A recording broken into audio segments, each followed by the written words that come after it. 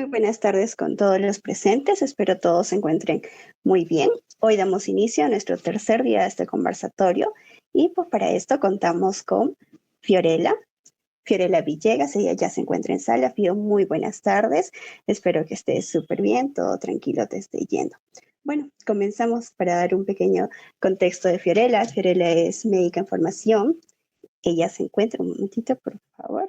Acá estamos. Fiorella es médica en formación y licenciada en tecnología médica, egresada de la Universidad Nacional Mayor de San Marcos.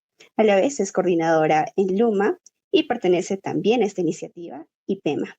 Su trayectoria académica se centra en la medicina aeroespacial y la investigación biomédica aplicada al entorno espacial. Actualmente continúa su formación médica y cursa una maestría con enfoque en cardiología, especialmente en Brasil, donde desarrolla proyectos que integran la medicina, la microgravedad y los desafíos de la salud humana en condiciones extremas. Su trabajo se orienta en la innovación científica y el desarrollo de soluciones médicas para la medicina del futuro. Bueno, ella nos va a hablar un poco sobre la investigación actual en medicina aeroespacial. Fio, mientras voy compartiendo, este es tu espacio, por favor. Muchas gracias por acompañarnos hoy.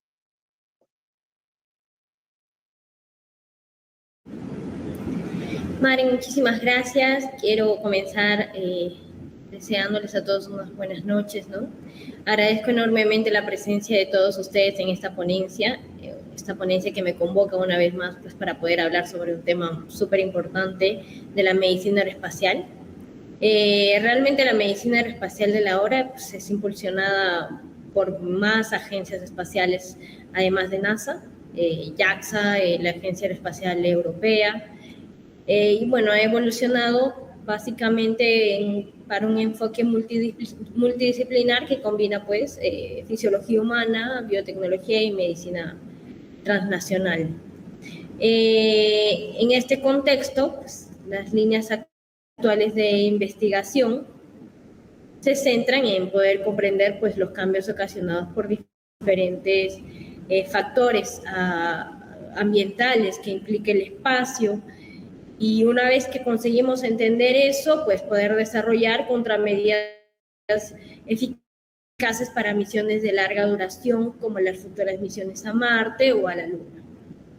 Entonces, el tema de hoy, investigación en medicina aeroespacial, es un tema que fácilmente podríamos, en una maestría o especialización, se podría llevar en todo un semestre, pero que sin embargo, por temas de tiempo, les voy a presentar de manera general lo más relevante de la investigación espacial. El objetivo de hoy es que terminando esta ponencia ustedes puedan tener ya una idea o alguna línea de investigación a la que se quieran dedicar, ¿no? Porque la medicina aeroespacial no es algo que se estudie de manera general. Igual que la medicina clínica convencional, el estudio de la medicina aeroespacial va a estudiar esos cambios fisiológicos causados por los diferentes estresores espaciales, hablando de microgravedad, radiación cósmica, cambio del ciclo circadiano, entre otros. Siguiente, Maren, por favor.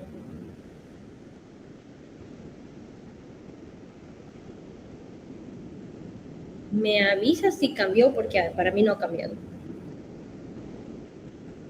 Sí, ya cambió. Ya estamos en líneas de investigación actuales.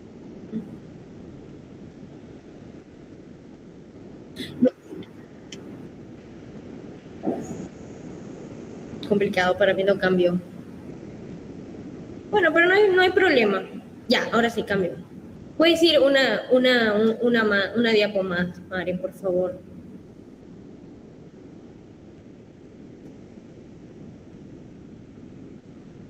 Imaginando que ya está allí, porque para ustedes está ahí, me quiero disculpar por temas de que aquí en el hospital el internet no es tan bueno.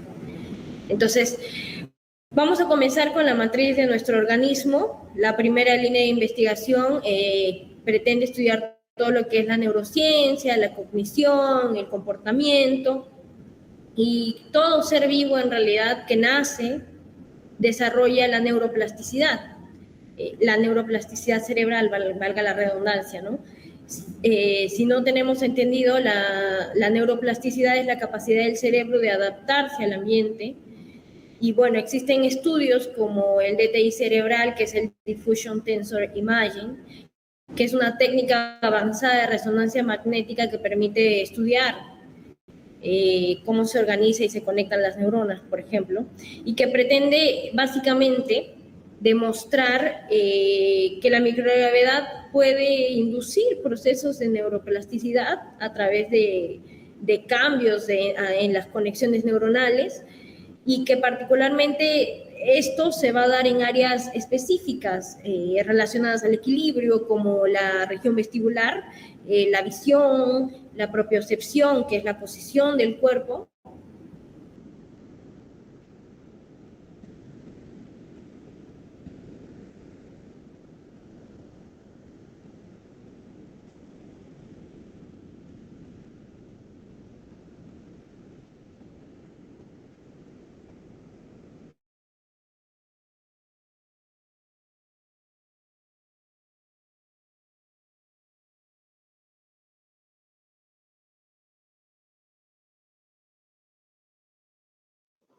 Vamos a esperar por favor unos minutitos. Fío ya se está volviendo a unir.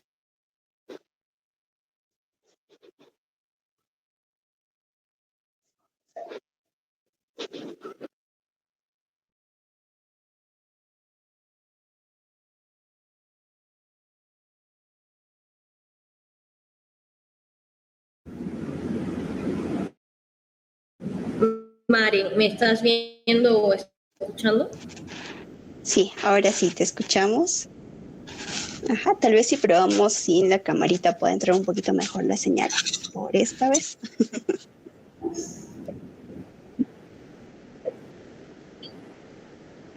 Vamos a hacer. Bien, entonces estábamos en este DTI cerebral, ¿no? Que pretendía demostrar que la microgravedad inducía procesos de neuroplasticidad, y que esta neuroplasticidad podría ocasionar cambios en diferentes conexiones neuronales, particularmente, como les decía, áreas relacionadas con la región vestibular, la visión, la propiocepción.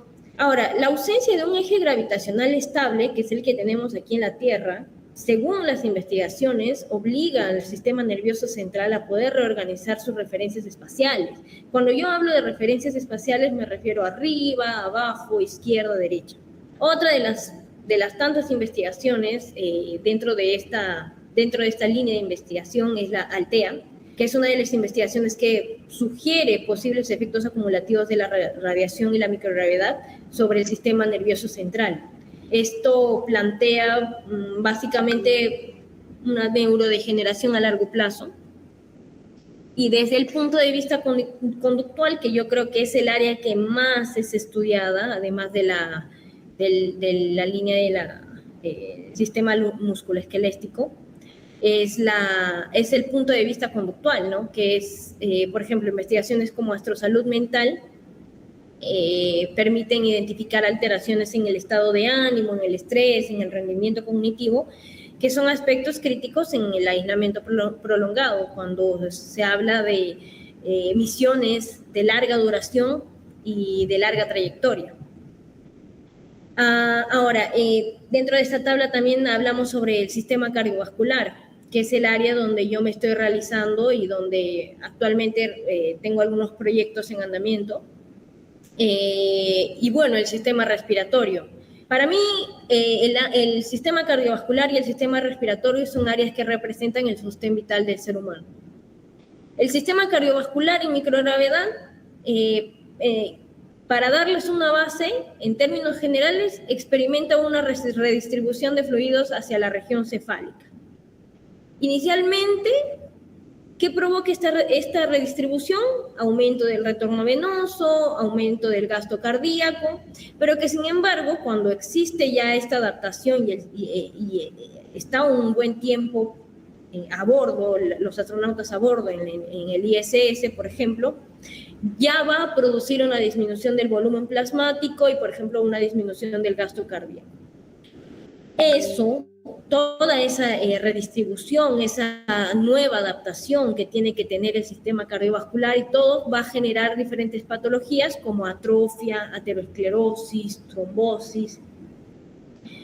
Yo creo que todo esto también, no sé si lo hemos visto en los otros conversatorios, pero también es un repaso para que puedan entender un poco más estas líneas de investigación. Por otro lado, vamos a tener la monitorización respiratoria.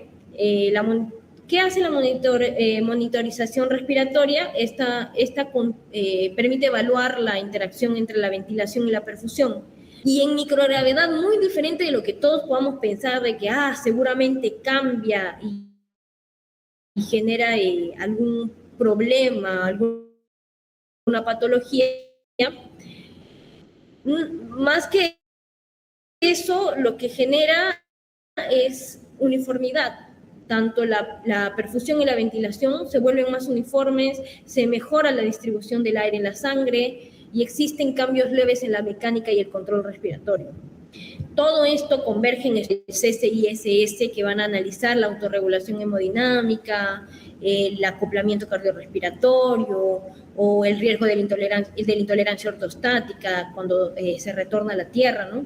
Que es uno de los temas también muy estudiados dentro de la investigación aeroespacial. Y ahora sí hablamos sobre el sistema musculoesquelético, que como ya lo dije en un inicio, es una de las líneas más estudiadas. Ustedes cuando entren a PubMed Science o las mismas buscadores bibliográficos de la NASA o de las diferentes agencias espaciales, lo que van a encontrar más es musculoesquelético.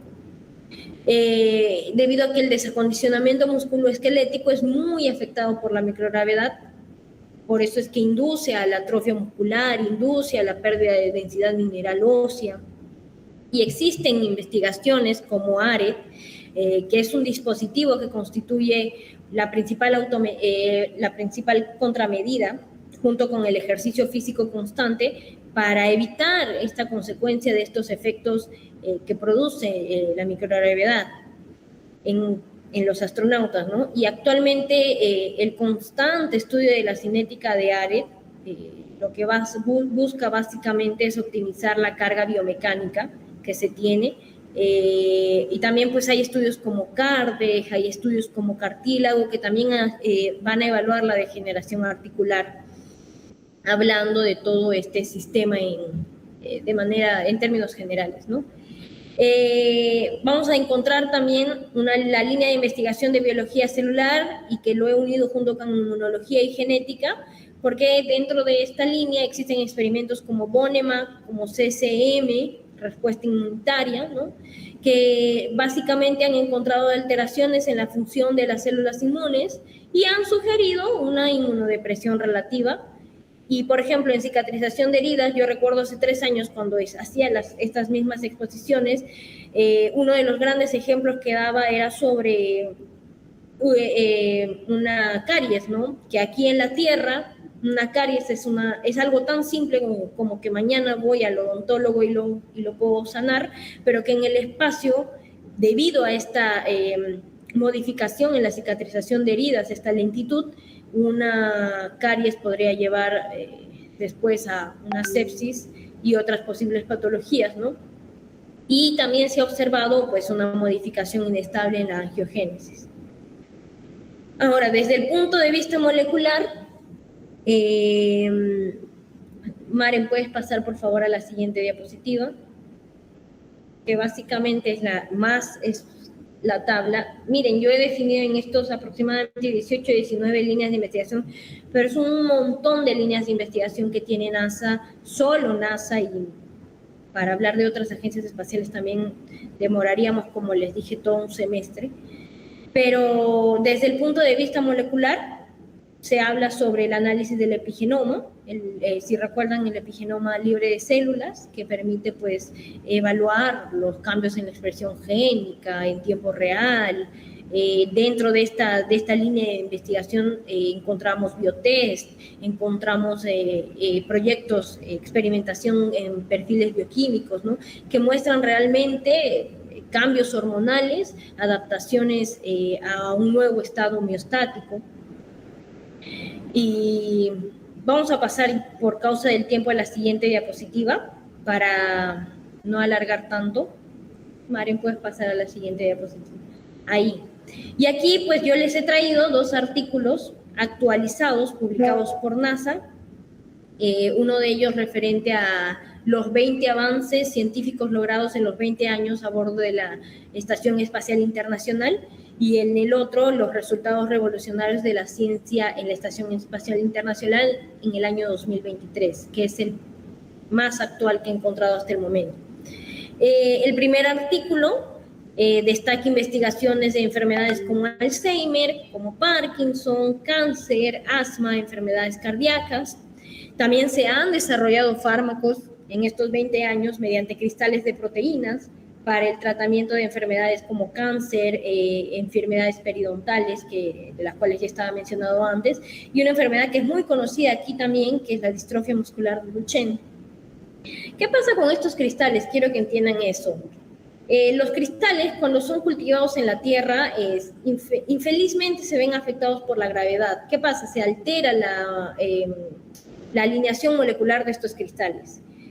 En microgravedad esto no sucede, existe un crecimiento más lento de estos cristales de proteína, ¿no? Y se obtiene unos cristales de mejor calidad, lo que permite que nosotros podamos identificar con mayor claridad las proteínas causantes de estas enfermedades y luego puedan ser estudiadas, ¿no? Osteomics, por ejemplo, es un ejemplo de un proyecto de una investigación, disculpen, que investiga mecanismos de formación y pérdida ósea a través del proyecto de Rodent Research 19 o LRR 19, anótenlo ahí, LRR 19, que analiza fármacos que actúan sobre la miostatina. ¿Qué es miostatina? Para que también lo recuerden, la miostatina es una enzima que influye en la degradación muscular y ósea. Y bueno, incluso se han probado microchips, y ahí está en el artículo estipulado, se han probado microchips para administrar fármacos y poder combatir esta pérdida. Para mí es muy novedoso todo lo que leo en cada artículo cuando no se publica.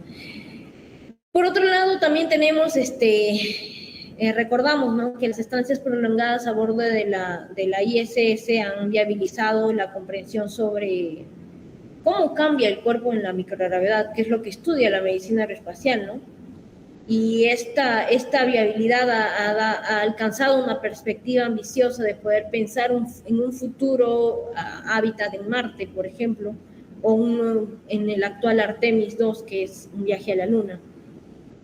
Y bueno, finalmente este primer artículo, pues creo yo que incluye uno de los proyectos que en mi opinión crítica es uno de los más importantes hasta la actualidad, es la prueba de chips de tejidos en el espacio. Para que lo puedan entender, estos chips son del tamaño de un USB, o sea, tengan en su cabecita un USB, y estos chips contienen células humanas en una matriz tridimensional que representan funciones de órganos. Entonces, de esta manera, con estos microchips, nos permite en el espacio comprender mejor el impacto de la microgravedad sobre los órganos, sin necesidad de afectar ni a los astronautas, ni tener que transportar algún tipo de cuerpos para ser evaluados en el espacio. Y bueno, en el segundo artículo se detallan los trabajos más impactantes del 2023, y para mí, además de haber sido el artículo más relevante para la NASA en ese año, estadísticamente hablando, trae innumerables cifras para entender un poco mejor cuánto es que se ha avanzado hasta el momento. Y en ese año nada más se realizaron un aproximado de 3.700 investigaciones en medicina aeroespacial, las cuales generaron más de 4.000 artículos publicados en revistas científicas, y solo en el 2023 el laboratorio del ISS albergó aproximadamente 500 investigaciones, y esto estamos hablando del 2023. Al 2026 esa cifra debe haberse triplicado. Dentro de este artículo resalta el proyecto Tissue Regeneration Bond Defect, que es conocido como el Rodent Research 4, que ha permitido ese año en específico estudiar lo que ya habíamos hablado antes, que era la cicatrización de heridas en microgravedad, y descubriendo, por ejemplo, que la regeneración del tejido conectivo proporcionaba protección a los órganos en el cuerpo. Simultáneamente también en este artículo menciona a la Agencia Espacial JAXA, ¿no? La agencia japonesa que estaba desarrollando un sistema, ya desarrolló un sistema de investigación de gravedad múltiple, gravedad artificial múltiple, que es el MARS, para poder generar gravedad artificial en el espacio, ¿no? Y dentro de este sistema pues se han investigado diferentes cargas espaciales sobre los músculos esqueléticos, el MH1, que es microgravedad, el MH4, que es para gravedad lunar, y el MH5, que es para gravedad terrestre. Sé que ahora no van a entender mucho de lo que estoy refiriéndome, pero les dejo igual una idea para que puedan ir y dar una lectura del artículo y puedan entender un poco mejor. Pero ¿qué pretendía JAXA, por ejemplo, en este estudio? Poder demostrar que la gravedad lunar protegía algunas fibras musculares para evitar su pérdida muscular. Claro que no se descubrió que no era en su totalidad, pero el objetivo del estudio, aunque aún está en andamiento, pretende pues, hallar algunos niveles de gravedad que puedan favorecer a la adaptación muscular en algunas futuras misiones espaciales. O sea, para que tengan una idea, si nosotros conseguimos hallar ese nivel de gravedad, vamos a poder prevenir ese desacondicionamiento musculoesquelético. Un tercer proyecto que cabe dentro de este artículo es el Vascular Echo, que es una investigación de la Agencia Espacial Canadiense y básicamente examina vasos sanguíneos, examina el corazón durante y después de los vuelos espaciales. Y bueno, en este estudio en específico compara lo que es el ultrasonido 2D, que es el con el que trabajamos aquí en la Tierra muchas veces en los hospitales, y el ecógrafo 3D motorizado, que solo hospitales particulares lo tienen. Y bueno, concluye que el ecógrafo 3D motorizado pues, va a ser más preciso para la lectura de los vasos sanguíneos, del corazón.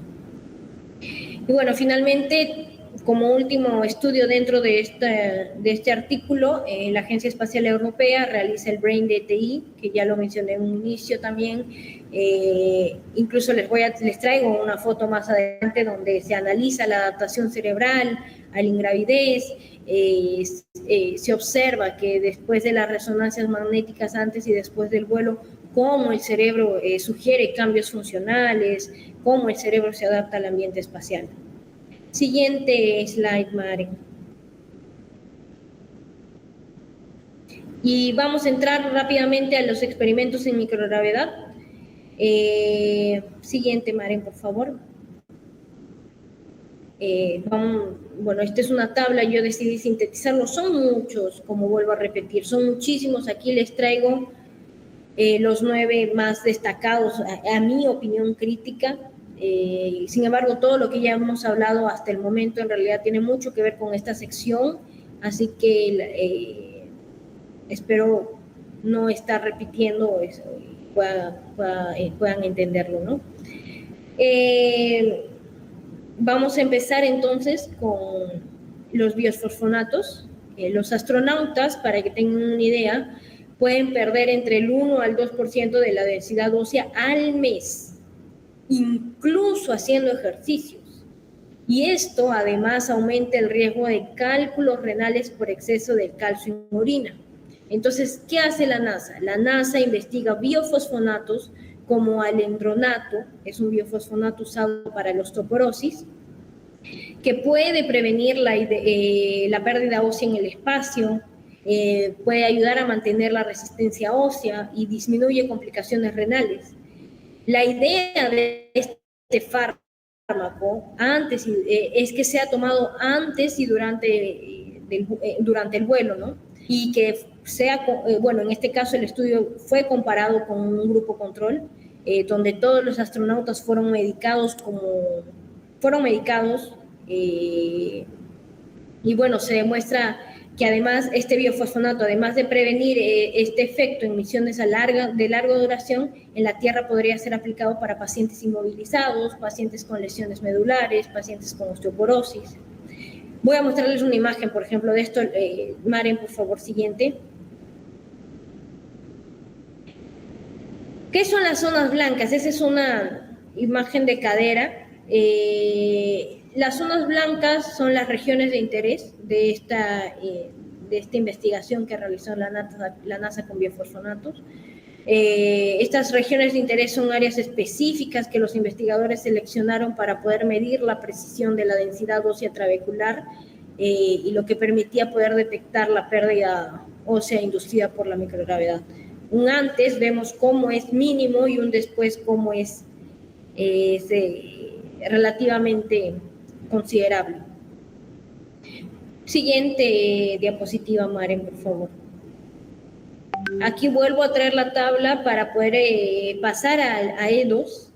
EDOS también es un experimento que estudia ese efecto de la pérdida ósea, ¿no? Utilizando tecnologías avanzadas como el Extreme CT, tomografía computarizada, que no es nada más que una tomografía computarizada cuantitativa en 3D, y que pues va a medir básicamente la densidad mineral ósea y va a hacer algunos análisis de sangre para buscar detectar por qué es que ocurre este daño óseo, ¿no?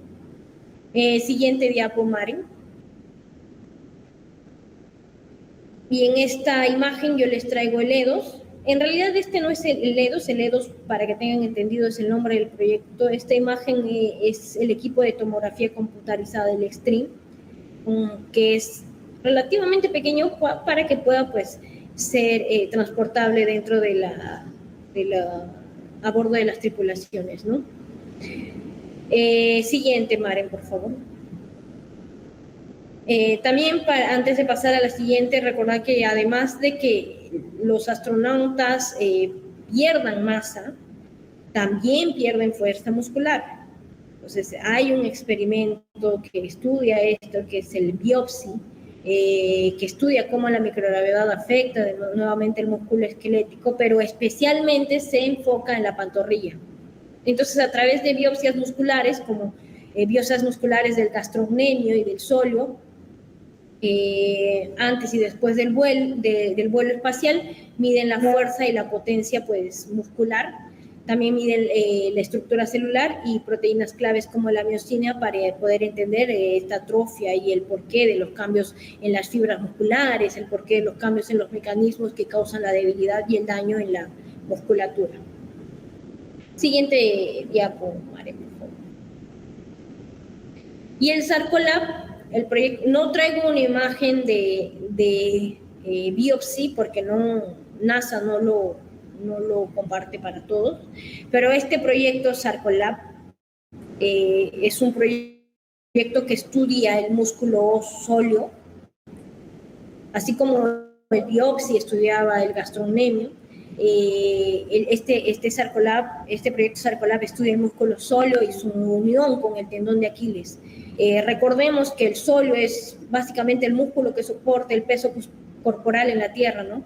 Entonces, cuando este músculo deja de recibir carga, se deteriora. Entonces, Sarcolab estudia, analiza estas fibras musculares antes, después del vuelo, por resonancia magnética, como estamos viendo que están realizando ahí los astronautas, por ultrasonido, por estimulación eléctrica, para poder evaluar cambios en el músculo, en el tendón, cambios estructurales, cambios químicos, alteraciones del control neuromuscular, todo lo que puede estar sucediendo referente a la musculatura esquelética, ¿no? Y bueno, ahí pueden observar la imagen de ellos trabajando. Siguiente, Maren, está bien. Y ahora hablando sobre el sistema cardiovascular, en condiciones normales en la Tierra, el sistema cardiovascular está diseñado para mantener la presión arterial, para asegurar el flujo sanguíneo contra la gravedad, lo que implica que la sangre tienda a descender hacia las extremidades inferiores cuando estamos de pie. ¿Cómo hace esto? Activa mecanismos como el aumento de la frecuencia cardíaca, realiza la mayor vasoconstricción para poder evitar la disminución del flujo cerebral. Sin embargo, en condiciones de microgravedad, esta fuerza desaparece. Desaparece y provoca una redistribución de la sangre hacia toda la región torácica y toda la región cefálica. lo que inicialmente, como lo mencioné en un inicio, aumentaba el retorno venoso, pero que posteriormente conduce a una disminución del volumen plasmático y a un desacondicionamiento del sistema cardiovascular. Especialmente de los vasos sanguíneos, ¿no?, que pierden su capacidad de respuesta, porque el vaso sanguíneo está acostumbrado aquí a estar transportando esa sangre alrededor de todo el cuerpo, ¿no? Pero como pierde esta fuerza gravitacional, pierde también esta capacidad de respuesta. Y como consecuencia, al regresar a la Tierra, ¿qué pasa con los astronautas? Que ya se han visto en muchos vídeos y aún no lo han podido ver, pueden presentar intolerancia ortostática. ¿Qué es la intolerancia ortostática? Que lo he mencionado mucho para que puedan entenderme. Es la dificultad para mantener la presión arterial al ponerse de pie. Esto genera muchas veces mareos y incluso puede llegar a generar un síncope. Un síncope es un desmayo. Y en este contexto, el experimento, por ejemplo, cardio-ODNT, busca evaluar estos cambios mediante pruebas funcionales, el uso de la presión negativa en la parte inferior del cuerpo, por ejemplo, que esta técnica de la presión negativa es una técnica que simula el efecto de la gravedad, haciendo que la sangre se desplace hacia las piernas. De esa manera permite estudiar la capacidad de adaptación del sistema cardiovascular, de predecir posibles alteraciones al retorno de condiciones gravitatorias. Para que lo entiendan, vamos a la siguiente imagen, Maren, por favor. Este es el Chivis, que es un dispositivo que aplica esa presión negativa que les estaba diciendo en la parte inferior del cuerpo. Aquí los astronautas ponen sus pies y es como que este equipo absorbe para que nuestros fluidos corporales puedan descender hacia la parte inferior, ¿no?, hacia las piernas, y de esa manera poder simular en el espacio la gravedad. Siguiente diapositiva, Maren. Y en el caso del estudio del CCISS, igual que en el estudio anterior, en el cardio-DNT, se busca básicamente analizar el corazón, analizar el flujo sanguíneo cerebral, cómo es que actúa al regresar al espacio. Quiero que entiendan esto. Para poder entender, a ver, ¿cómo lo explico? Vamos a recordar que en la Tierra nuestro cuerpo tiene un mecanismo llamado barorreflejo. Creo que ya todos los estudiantes de medicina han podido llevar ese curso alguna vez. Este barorreflejo regula automáticamente la presión arterial. Cuando nos ponemos de pie, este sistema aumenta la frecuencia cardíaca y contrae los vasos sanguíneos para evitar que la sangre se acumule en las piernas y así mantener el flujo hacia el cerebro. Sin embargo, en la microgravedad, este sistema se desentrena. Literalmente deja de funcionar. No hay más carga, ya no lucho contra la gravedad y por eso me desentreno, no funciono más. Entonces, es por eso que este estudio básicamente estudia a través de electrocardiogramas, a través de la medición de la presión arterial, del flujo sanguíneo cerebral y de la presión negativa, estudia cómo entender el por qué al volver a la Tierra sucede todo esto, ¿no? Falla la regulación de la presión, disminuye el flujo cerebral, existen mareos, existen desmayos. Siguiente diapo, Mari.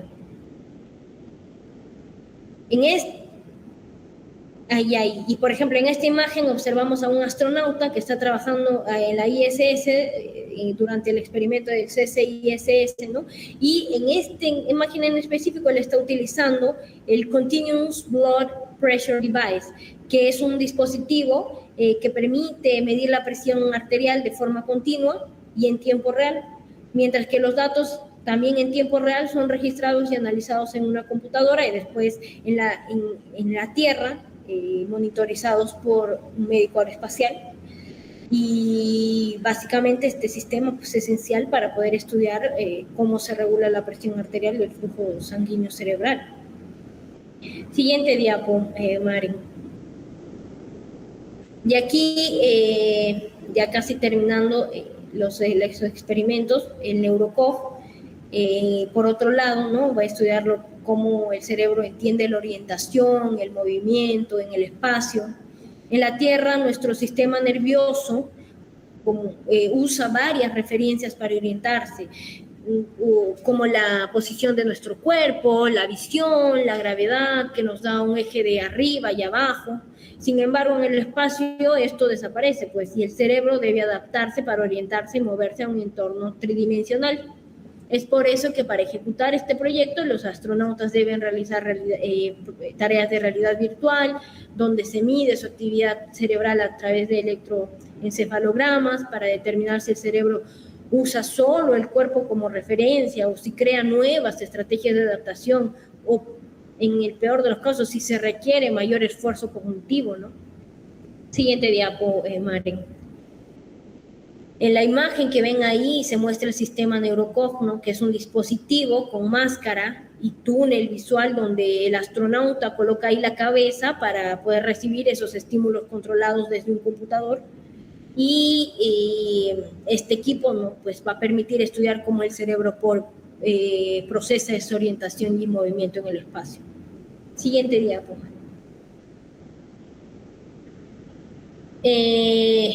Dentro ya de la parte de la región vestibular, tenemos dos proyectos de Laberinto, que es un experimento que estudia cómo la microgravedad afecta el sistema vestibular, que es el responsable del equilibrio.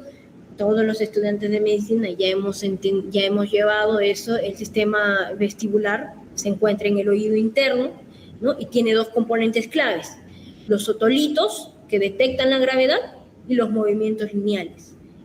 Perdón, que detecta la gravedad y los movimientos lineales, y también tenemos los canales semicirculares, que detectan las rotaciones. En la Tierra, ambos trabajan conjuntamente para mantener el equilibrio, para orientarnos, para permitir orientar el cuerpo, pero en microgravedad, la señal de gravedad, como de la señal de gravedad desaparece, los otolitos dejan de funcionar correctamente, mientras que los canales semicirculares siguen activos, generan un desbalance en la información que recibe el cerebro. Y este estudio es eso que pretende, ¿no? Evaluar estas funciones del antes y el después del vuelo para poder entender cómo se altera este equilibrio, cómo se alteran los movimientos oculares y la regulación corporal, y además poder investigar si la estimulación vestibular eléctrica, una estimulación vestibular externa, puede ayudar a compensar estos cambios. Siguiente diapo, Mari. Y este es el experimento Vection. Igualmente me hubiera encantado poderles traer una imagen de Laberinto, del proyecto Laberinto. No hay imagen que sea proporcionada por NASA. Y bueno, este experimento Vection estudia también cómo el cerebro percibe el movimiento propio en el espacio. En la Tierra, el sistema nervioso se integra, ¿no? Integra informaciones de visión, de propiocepción, del sistema vestibular, como mencionábamos en el Laberinto, ¿no? Especialmente los otolitos que detectan la gravedad, para poder calcular la orientación, la distancia, el movimiento. Pero como no existe esta señal gravitacional en el espacio, se altera esta integración sensorial, y ¿qué provoca? Errores en la percepción de la velocidad, errores en la dirección, errores en la distancia, lo que para mí de aquí a 2-3 pasos consigo llegar a la siguiente mesa. En el espacio el astronauta no consigue tener ese censo de cuántos pasos tiene que dar para llegar a otro lugar en específico. Entonces, este estudio pues evalúa esto a través de la realidad virtual y permite pues ver si el cerebro necesita adaptarse a una nueva condición o cómo prevenir todo esto para su retorno en la Tierra, ¿no? Siguiente diapo, Maren, por favor. Bueno, y hoy en día la NASA está desarrollando, yo hablo mucho de la NASA porque es mi fuente base de todas las investigaciones que realizo. Siguiente diapo, Maren. Hoy en día la NASA está desarrollando una serie de tecnologías innovadoras. Se me ha pedido que hable de algunas tecnologías innovadoras que no solo en realidad permiten la exploración espacial, que muchos creen que es solo para eso, sino como estamos aquí hablando de medicina aeroespacial, esas tecnologías transforman la medicina, transforman el monitoreo humano en condiciones extremas y no solo para contribución del espacio, sino para contribución de la tierra, que es la medicina translacional, de lo que mucho hablo, ¿no? Cómo traer esa medicina que estudiamos en el espacio aquí en la tierra. Y para comenzar hablando sobre ADUM, esta tecnología básicamente se centra en lo que es la gestión avanzada de datos médicos en entornos espaciales.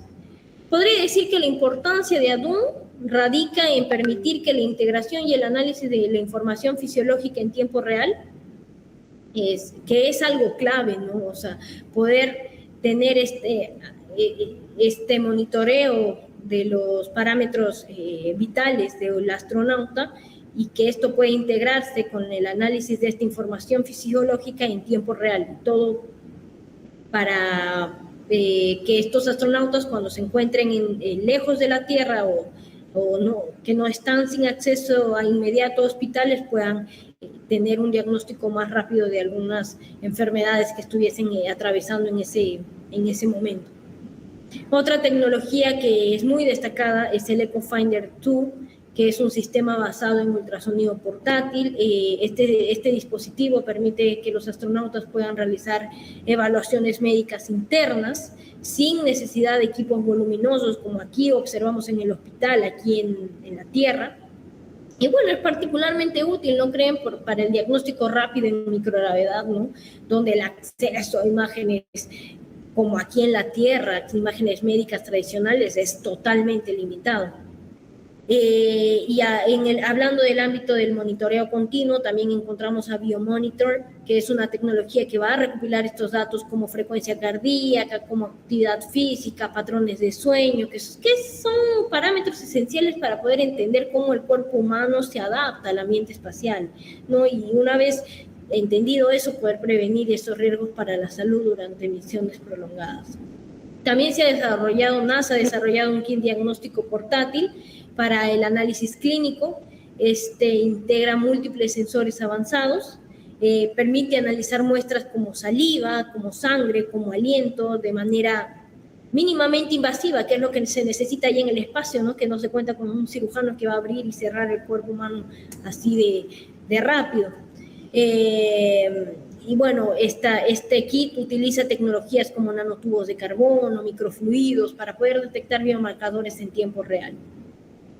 Y en cuanto a sistemas de soporte y de análisis, encontramos AMOS y el BIMS, que representan plataformas básicamente de monitoreo biomédico y gestión de información. Son plataformas que, bueno, van a ayudar a procesar grandes volúmenes de datos fisiológicos. Cuando una misión es larguísima, de 3 años, por ejemplo, estas plataformas van a almacenar eso y, bueno, van a facilitar después a los médicos aeroespaciales en la Tierra las decisiones médicas, ¿no?, para estas condiciones de aislamiento. Tenemos el Sonocar, que es una tecnología enfocada en el monitoreo cardíaco mediante ultrasonido. Y en el campo de la biofabricación destaca el BFF 3D, que es el Biofabrication Facility. Básicamente este sistema, para mí, de otro mundo, imprime tejidos biológicos en el espacio y aprovecha la microgravedad para crear tejidos similares a los del ser humano. También encontramos IPGEN, que es otra innovación, es un dispositivo diseñado para la administración intravenosa automatizada. Bueno, básicamente su objetivo es facilitar tratamientos médicos en el espacio sin necesidad de personal altamente especializado. Todos sabemos que muchas veces no es el médico aeroespacial quien viaja dentro de las tripulaciones, son ingenieros, son físicos, y esa carencia de ese personal especializado para realizar un tratamiento intravenoso, porque un físico no sabe cómo aplicarse un medicamento en la vena, IPGEN va a permitir y va a solucionar esas pequeñas carencias de profesionales. Y tenemos el ETD o el Electronic Tissue Diagnostics, que se centra pues también en el diagnóstico de tejidos mediante tecnologías electrónicas, que permite detectar alteraciones celulares de forma más rápida, de forma más precisa.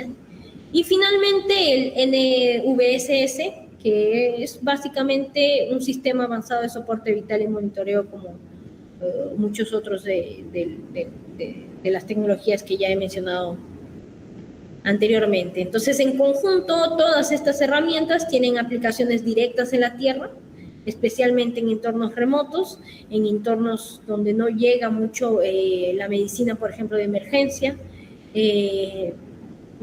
aplicaciones dentro de la telemedicina.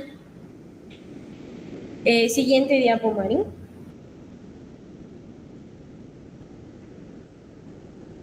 Y aquí pues van a poder observar una anterior, Marín. Aquí van a poder observar las imágenes de todos estos experimentos. También no he traído todos porque no son ofrecidos las imágenes de todos los experimentos. Pero me gustaría terminar esta ponencia con una idea clara para todos ustedes. El espacio, a mi parecer, creo que al parecer de todas estas investigaciones que he leído, es como un laboratorio, ¿no? El espacio es un laboratorio que nos permite entender el universo y también nos permite entender el cuerpo humano. Entonces, es un motor para poder transformar la salud humana y es como se tiene que observar al espacio y aprovechar, ¿no? Espero que después de esta ponencia ustedes ya tengan una idea más clara de a cuál línea quieren dirigirse. Son un montón de líneas, han podido ver, entonces no se puede decir que no hay línea de investigación dentro de la medicina aeroespacial. Y todavía dentro de esta ponencia no he hablado de las metodologías experimentales que se trabajan dentro de estas líneas de investigación, porque todas estas solo han abarcado seres humanos, pero recuerden que las líneas de investigación también abarcan animales, también abarcan células in vitro. Entonces, es todo un mundo que espero que haya podido animarlos un poco. Marín, ¿puedes continuar, por favor?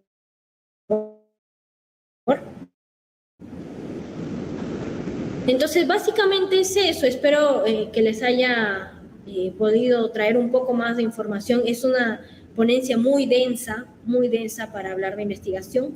Aquí en esta diapositiva les dejo mis redes sociales y las redes sociales de IPEMA. Por favor, les pido que sigan a IPEMA, a mis redes sociales también, porque esta es una iniciativa nueva, pero es una iniciativa que pretende y tiene un objetivo claro, que es llevar la medicina aeroespacial a Perú, no como un país subdesarrollado, sino un país que está en miras de crecimiento. Y bueno, ahí está mi QR para que puedan seguirme. Y básicamente sería eso mi exposición. Quería disculparme con ustedes de que voy a tener que retirarme porque tengo un examen que dar, pero está abierta mis redes sociales para todos ustedes, para que puedan escribirme si tienen dudas. Yo voy a responder, es mi compromiso con ustedes, voy a responder todas las interrogantes que tengan, pero por el momento esto sería todo. Bueno, Fío, muchísimas gracias por tu exposición, y antes de que te vayas te quería pedir por favor la foto con todo el equipo. Si podrían prender por favor sus cámaras súper rápido para poder tener una fotito con Fío. También tú, por favor. Ay, qué bueno, sí está funcionando. Sí, se te logra ver. Muchas gracias a todos. Nuestro equipo de soporte va a tomar la fotito respectiva. Chicos, por favor, anímense a prender sus camaritas. Vamos ahí con todos. Ahí ya están prendiendo sus camaritas. Bueno, contamos. En 3, 2, 1, va. Ok, muchísimas gracias a todos. Muchas gracias, Fío, por este espacio que nos has podido compartir muchas cosas buenas, cosas interesantes. Espero que te vaya todo súper bien. Gracias, Fío. Muchísimas gracias. Gracias a todos. Hasta luego.